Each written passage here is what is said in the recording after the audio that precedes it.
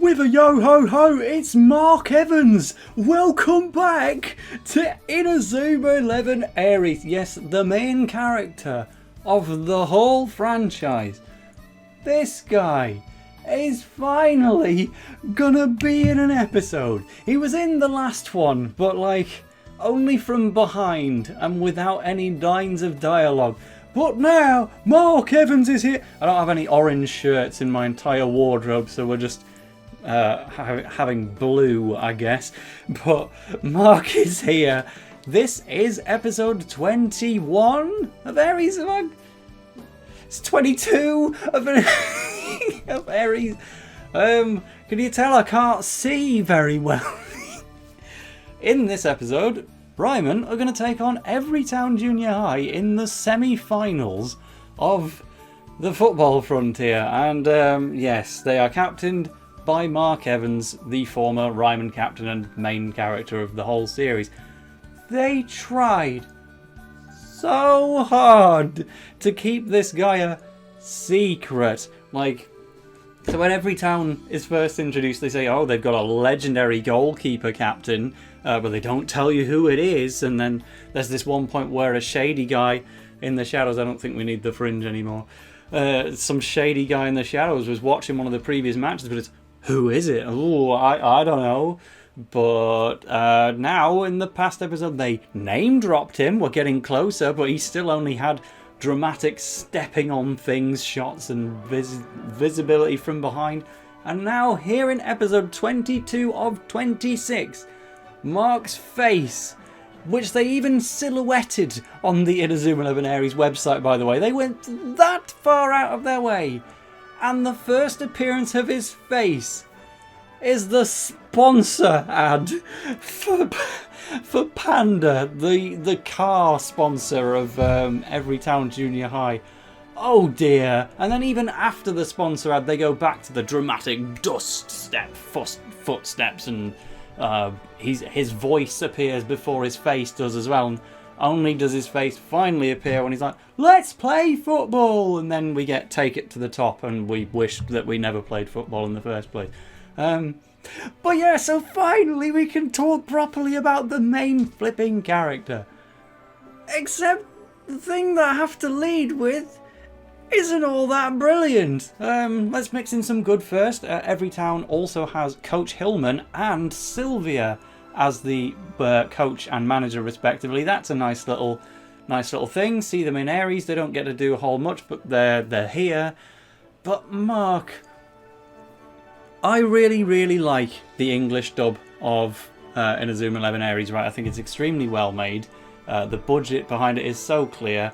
And, you know, I've ripped on the intro song a bit, but when it comes to the actual dubbing of the show, very kind about that. And this is a bit of a fumble in my humble opinion. Bear in mind, not a voice actor. I can do me Addy Kibias, and I can go for a jade green whenever you will like me to. Well, apparently I can't. But yeah, Mark Evans, he's voiced by Lucian Dodge in this, and that is a very skilled voice actor. I rate him immensely. He does a great Heath Moore in this series. He does a great Valentine Eisner.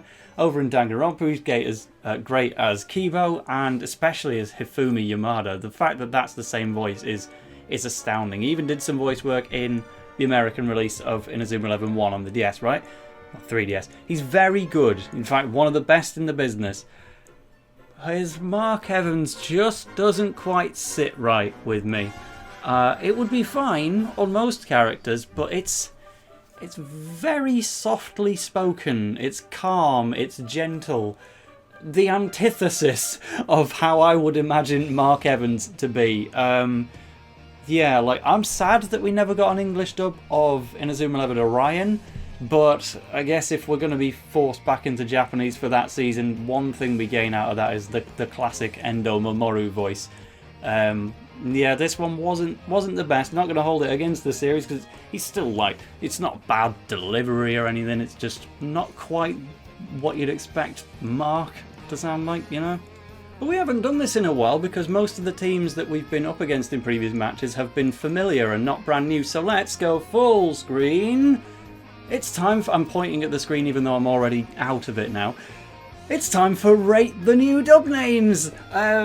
When is even the last time we did this? Probably like Polestar. I guess Lunar Prime Academy stroke Ivy Selective Deluxe might be able to bring that one on for us.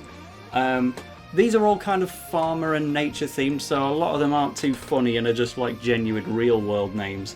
But credit to them for fitting Merryweather, Merry Beaumont onto the screen. That took some doing.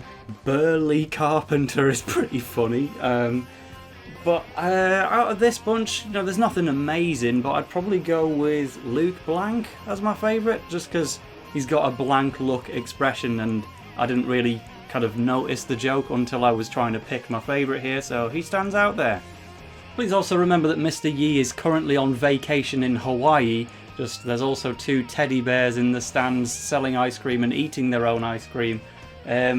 Somewhat implied that this may or may not be Mr. Yi and his assistant, but you wouldn't want me to spoil that, would you?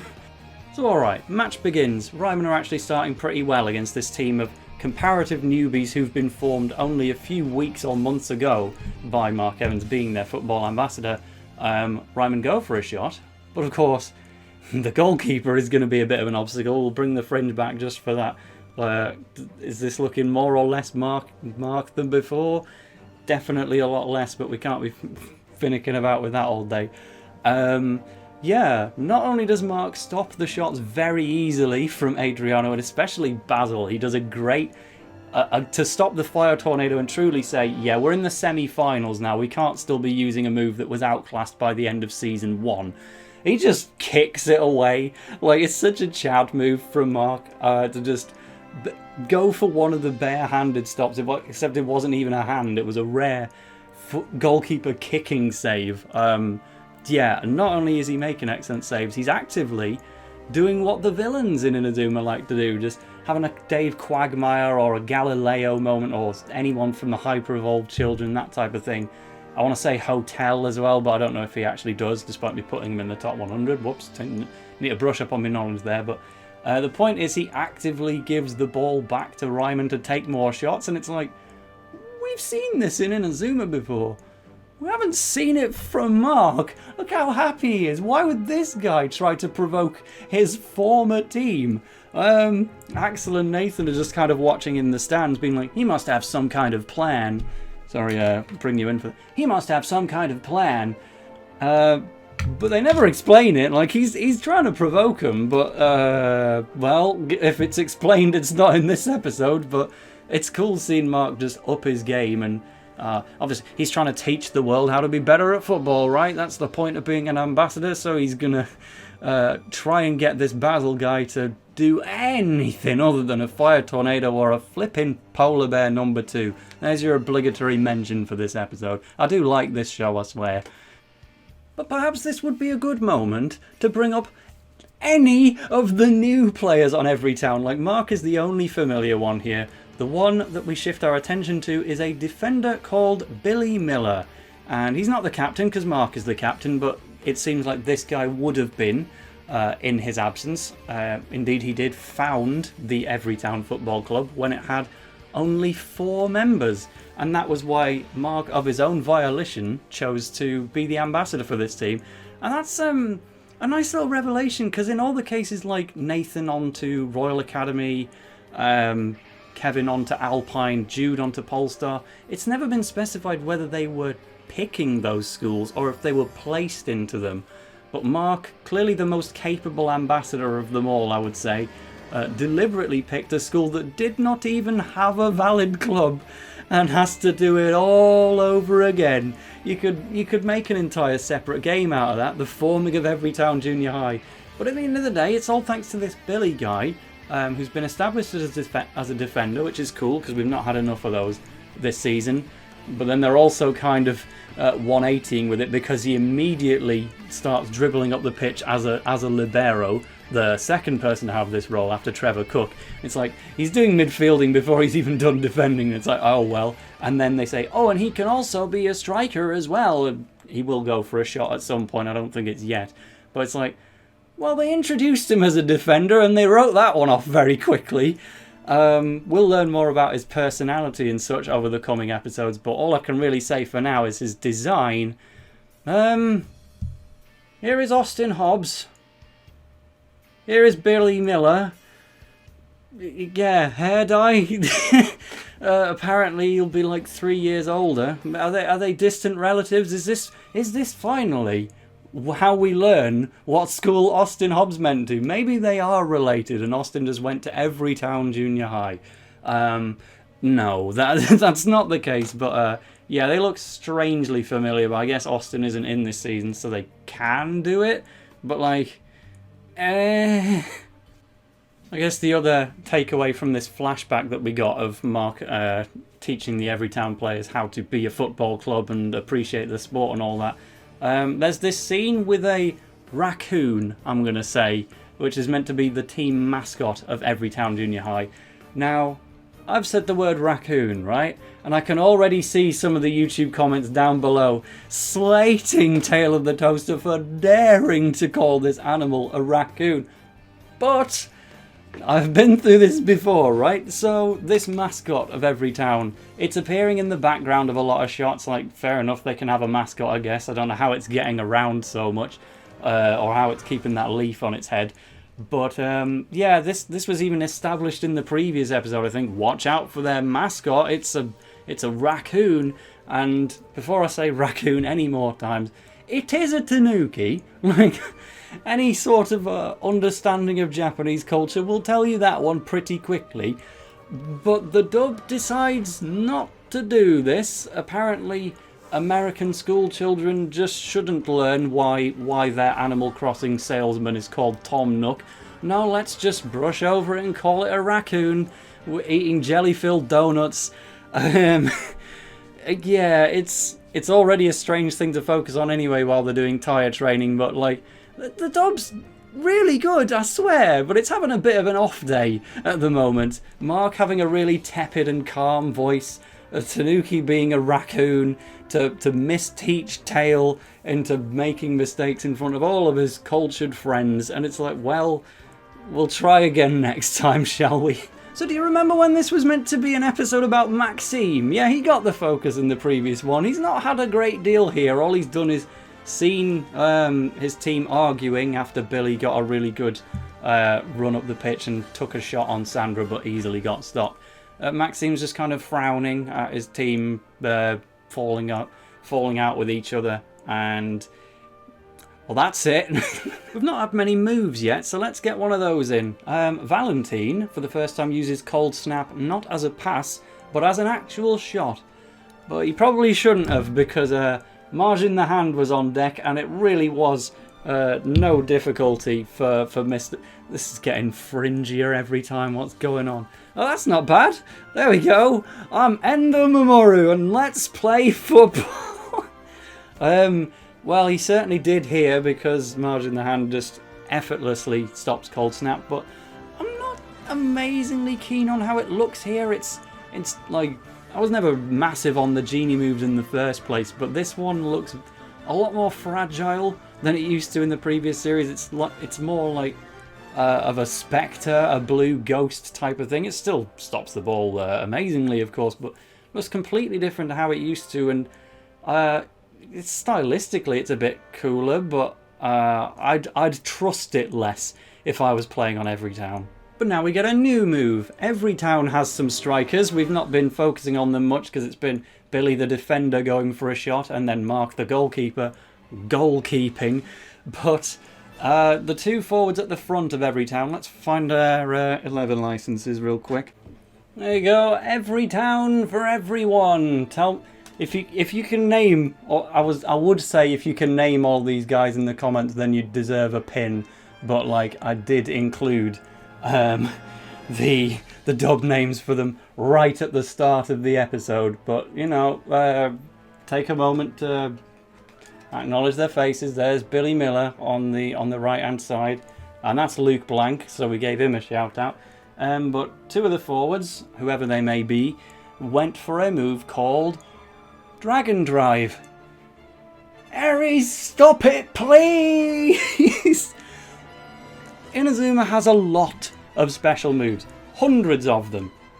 They were bound to hit duplicates at some point. Like, freaking hell, I've run the Robot Wars wiki, right, and there were over 700 robots in that show. We were bound to get name duplicates there. Inazuma was starting to hit that point where some of the moves were going to be a bit similar to previous ones, or character names. But that's fine, because, you know, Dave Evans, Dave Sanford, Dave Quagmire, that does happen in real life. But I'm kind of at my limit, because it's been 3 in a row now, really. Maybe not in a row, but if we started off with Fancy Footwork being a Go Galaxy move name that we didn't know about until after the fact, we can forgive that. Counter Drive is a lot like Counter Strike, but we'll let that slide too. Now we've got Cosmic Blaster being a separate move from Cosmic Blast. Oh, but we'll forgive it because they're not in the same timelines. You know, one can only exist at one moment, so I guess it's okay, and it's extra 2 letters, but now we've taken those same 2 letters away. My guy Bylong is not very happy to know that his new Chrono Stones move, Dragon Driver, has been shortened to Dragon Drive. They're even both shots. It looks quite good. It's a very Asian dragon mythology type of thing. Jumping up into, it's basically JP's Song of the Three Kingdoms. Look, we've got a life-size JP for scale here. Yeah, that's how it works. Yeah, the 2 strikers jump up into basically the background of Song of the Three Kingdoms, and then kick the ball, and it's got like a nice ink scroll pattern as it flies away. It's quite nice. But between the name being a copy of Dragon Driver and the visuals being not unlike Song of the Three Kingdoms, this is definitely a move that I forgot about. It's not bad. Like, if it predated the other ones, then I'd think this was an excellent move, but it's come a little bit too late, bless it. It does score though, because Sandra only went for Splash Guard. She was doing so well in the previous match. As soon as she started using Mermaid's Veil, she was fine, but well, she's forgotten, apparently, so the first half ends already within this episode. That surprised me when you saw the Alia one. 1-0 in Everytown's favour, so considering Alia at the end of the first half was 5-4, change of pace much. So finally we get some Maxime, and it falls flat on its face, this conversation, because they're trying to slip in a little cheeky convo before going to an ad break. Maxime wants to walk up to Mark Evans for a chat about being a captain, and he's like, I can't compete with a captain like you. And Mark just says, you can. Then it goes to the ads. He says 2 words, you can, and that's it. Is that your motivational? Work on this, Mark. There is a longer conversation that we get to see the rest of pretty much immediately after the ads, but imagine if you did, like, not watch the anime however you've seen it by purchasing it from DisneyXD or whatever the easiest method is for you, but if you actually watched that on television and left on that parting note, I'd think that was a bit of a flat one. Even Sonny tries to give Maxime a motivational talk on being a captain, which falls flat on his face, because he's being genuine in saying, but you're a good captain, you check the schedules every day. That's a real line. And it's like, well, I think anyone could. That's what Regina's meant to do, isn't it? Poor Maxime's got nothing going for him, bless him. And it's at this point where I've accepted, okay, at least they were self-aware with this guy not being a great captain. I'm kind of on board with it now. But we'll wait and see if he has a moment in this one. And that's where things get a little bit worse, because we finally learn why he was selected as the captain. And he was selected as the captain of Raimon on the Backwater days because someone chose him. The current coach, I must have been, just said, you can be the captain, you're quite caring. What do you think you need from a captain? Is it good skills? No, it's something. Yep, and so that's why he's the captain. He was chosen for it.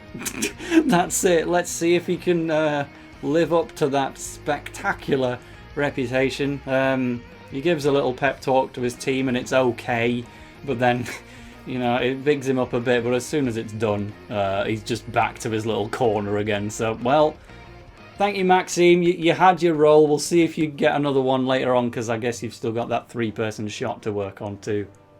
So the footballing continues, and I would say the main highlight is this. So we'll go Mark mode for the last time. Yeah, Basil, knowing that Fire Tornado wouldn't be good enough to get through Mark's goalkeeping, he decides to do a bit of a Dave Quagmire moment and try to trick him. Go for a Fire Tornado. It's actually a pass to Adriano. Can you get it in without any special moves? And this was a really fun double mix-up, actually, because we've seen so much of it in the earlier match. I thought, he's done it again. Mark's going to be fooled. If we can't overpower Marge in the hand, then we've just got to trick him. That's the way, right? This just doesn't fall for it at all. Like, he falls for it, but then he's already got Marge in the hand out.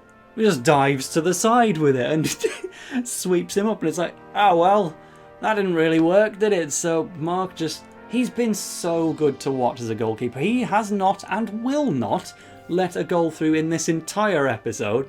He's been villainous and provoking at the start, which, like I said, didn't get touched on again. He, has passed the ball deliberately to other players. He stopped a Fire Tornado with his bare foot, and now he's actually falling. He's sensing the fake outs and stopping them. If this guy was playing for Inazuma Japan in this timeline, oh boy, I think this Mark Evans is already better than the one from Season 3, but we'll see in the end if Raimon are able to get any goals past him. They won't for now. The episode is done. We're going to leave it at 1-0 on Everytown Jr High. Once again, Elliot Ember, as I'm going to keep calling it, has his little Team Rocket quota by just sitting in an arcade playing what looks like Yoko Watch Wibble Wobble. And then Jude joins him for a chat and they go to the riverside and stuff. But above all, yeah, it's chicken boxes. Same for Heath, who has a little moment at the end at the doctor's. And like, yeah, it seems deliberate at this point that they have to have them in the episode at some point. I don't know if that's been a firm rule in the first half, but feels like it is one now. But there we go. So who will be able to stop Mark Evans? He's just invincible. And Dragon Drive will be something to work on stopping with Mermaid's Veil, maybe. For now, we're done. See you in the next episode where we will continue the Everytown Junior High matchup. Toodle pip. No, that's not Mark enough of a... Fine. Dit is niet normaal meer. Let's do that for a third time. Bye bye.